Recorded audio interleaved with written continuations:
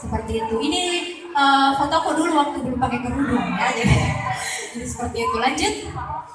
Nah, sebelum rokok merusak dan menghancurkan pelan-pelan organ dan jaringan vital tubuhmu. Jantung, paru-paru, otak. Berhenti merokok sekarang juga. yang itu tubuhmu berhentilah merokok. Ya, ini rokok walaupun saya tidak merokok. Saya kehilangan suara saya.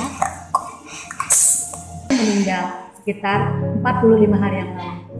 Rokok itu murah, tapi aku sekolah. Sejak ayah sakit, aku bantu ibu mencari.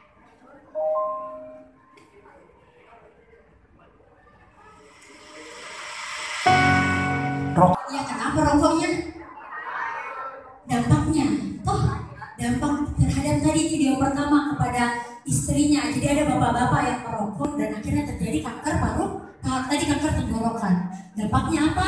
Harus dioperasi tenggorokannya dan tidak bisa bicara seperti itu. Ada yang mau keluarga tersayangnya seperti itu?